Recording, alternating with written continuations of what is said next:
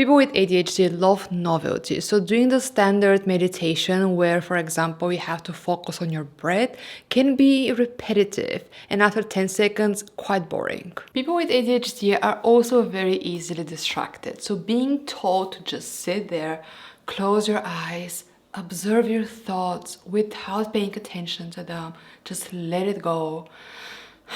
I mean, honestly, if I could do that, I probably would have had the cure for ADHD. And finally, people with ADHD are usually very sensitive. So trying to relax and not pay attention to anything will probably make you even more sensitive to everything around you. The noise through the window, for example. Or how your left cheek really itches and how your right foot doesn't really feel all that comfortable sitting like this on the floor. You feel and sense so many things because you're hypersensitive. So once again, meditation in this standard way may not be relaxing to you at all. So how can you benefit from meditation if you have ADHD?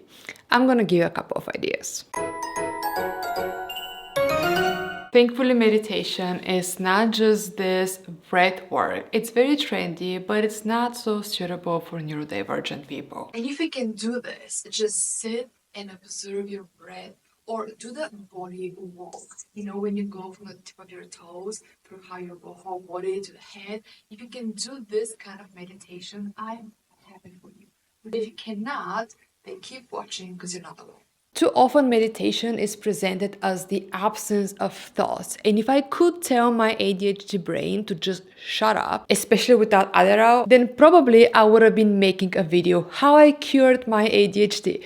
But I'm not there yet. Which actually reminds me that probably you, like me, sometimes have those days or even periods in your life when you feel so functional that you're thinking, I've cured my ADHD, I don't have it anymore. And then right after you have task paralysis and you're complete useless couch potato for a couple of days sometimes.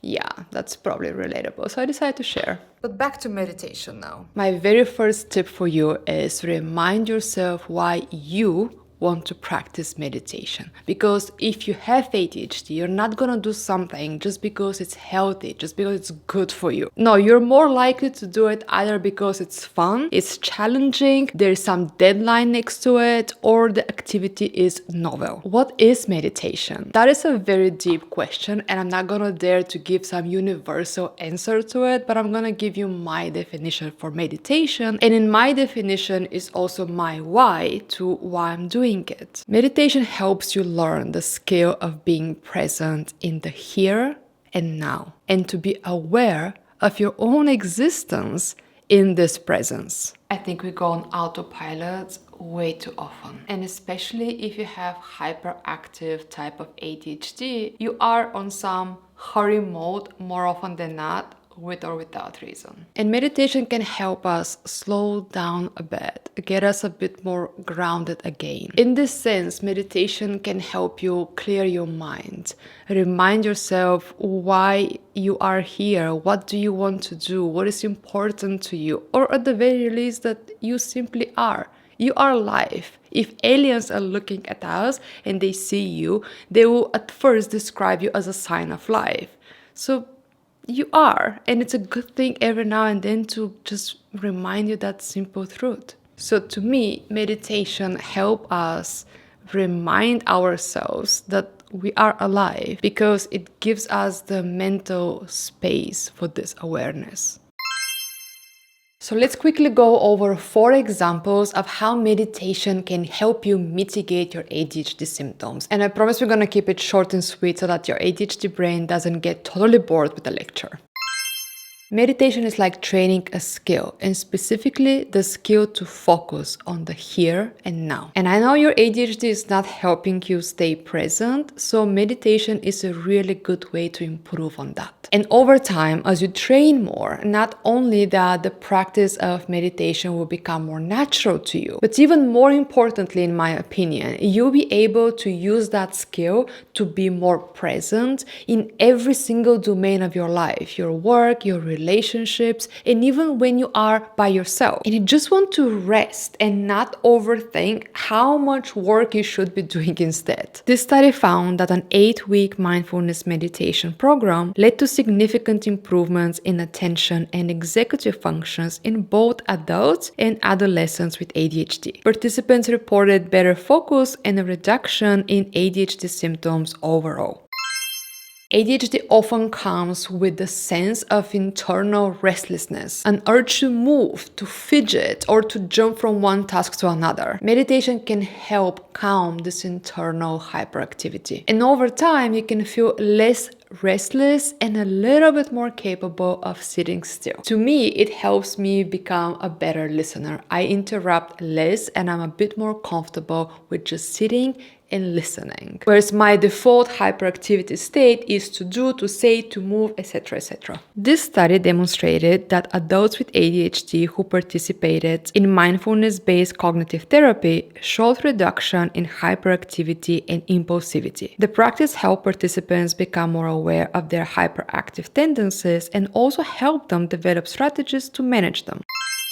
If you have ADHD, then it is likely that you struggle with emotional dysregulation. This leads to quick mood swings, frustration, and difficulties coping with stress. Meditation has been shown to increase activity in your prefrontal cortex, which is the area of your brain that is involved in regulating emotions and making decisions. This study found that meditation helped participants develop a greater sense of emotional control. After the meditation program, participants reported feeling less prone to impulsive reactions. And by the way, this study also found that meditation can help reduce drug abuse. So I'm actually going to leave all the links of all the studies in the description box in case you'd like to check them out.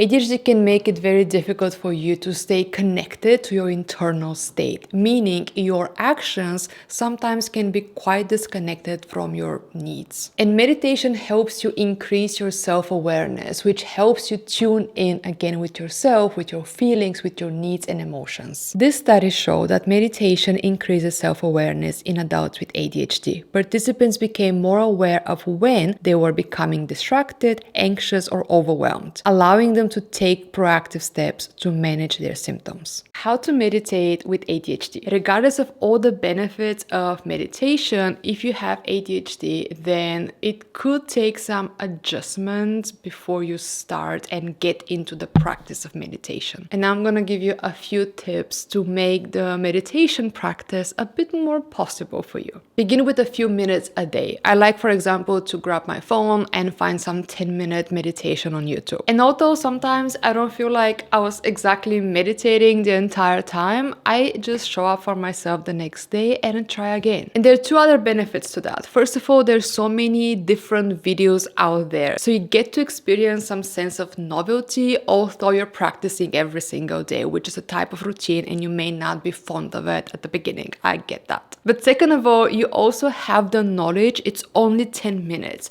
So you can tell yourself, okay, it's possible. It's not that long period of time. I can do it. And that belief in yourself is half the battle. Guided meditations can provide you some structure so that your mind doesn't wander too much. In the long term, I think guided meditations can be a little bit distracting, especially for somebody with ADHD, because you're gonna get to a place one day where you can actually get into meditative state on your own. Then you have that moment when you're finally calm and at peace and like all the self-awareness and everything, and then suddenly the voice turns on again and tells you take a deep breath, for example. You're like, what was that again? Where did you come from? It can actually be a bit surprising, kind of. You see, like after a while, when you get into practice for a longer period of time, you're gonna see that you don't need guidance anymore. But at the beginning, it is really useful. And also, I recommend you create a playlist if you are like me using YouTube, because not every 10-minute meditation will work the same for you. So save the ones that really work well, because decreasing the friction increases your chances of sticking to the practice and being more successful. Practices like walking meditation or yoga can be really useful for those who find sitting still way too challenging. It is possible, for example, to listen to a guided meditation while you're walking. And I, for example, find it easier sometimes to focus and become this grounded, more aware person when I leave the house, especially if I've been sitting inside the whole day. Then simply moving from the couch or my desk to the yoga mat is not enough of a change. I literally need to change my environment to something yet familiar and predictable, such as the nearby park, and then I can actually practice something different than the work I was doing or the couch potato practice I was doing. You need sometimes to change the environment in order to change your mindset. It is not for everybody, but mantra meditations seem to work really well for some people with ADHD. Kind of gives you something to do, and interestingly enough, it is almost impossible to think about anything else if you're chanting Om, for example. And I'm not a guru, I cannot guide you through a meditation, but here's a clip that will support this. And this is where if you try to come to an answer and you say, I don't feel it, I'm done, then this isn't going to work for you. The whole point is if you practice a little bit, if you really close your eyes and you try to really feel that vibration. And I'm gonna leave the link to this video in the description box as well, because it's quite a good one. For my ADHD patients, what I recommend is 33 ohms. My way to meditate, given my ADHD, is very closely linked to my definition of meditation. I sit down and I just try to pay attention to how I feel at the moment, what I'm seeing around, what is the temperature, what worries me at the moment. And no, I don't try to go over every single thing every single time. There is no to-do list. It's just me taking a break from the world and giving a few minutes to myself, but aware minutes. It's not simply resting. It's more about, hey, let me see you. Let me check on you. How are you doing? What's going on? How are you feeling? Yeah, I kind of have this inner dialogue with myself. A wiser, calmer version of me is talking to the default hyperactive, impulsive, disorganized Evie, and it is a way of me to bring my attention down and to practice the skill of focus in the here and now. It works for me. Another thing that I like to do is sometimes use the mantra meditation. So I use some affirmations that at the moment I really feel like I need to remind myself of those things. So I repeat them a couple of times. That really keeps me a bit more grounded. And you can learn a lot of those different affirmations from the guided meditations on YouTube. I will actually leave the links to some of my favorite sessions in the description box. Maybe you can check them out and see if you like them as well. And overall, I just truly hope that any of this was somehow helpful to you and you get to experience the benefits, the wonders of meditation. And let me know, what is your experience with meditation? How do you overcome your ADHD symptoms so that you get to meditate? Have you tried it actually? How many times have you tried, given up, and tried again?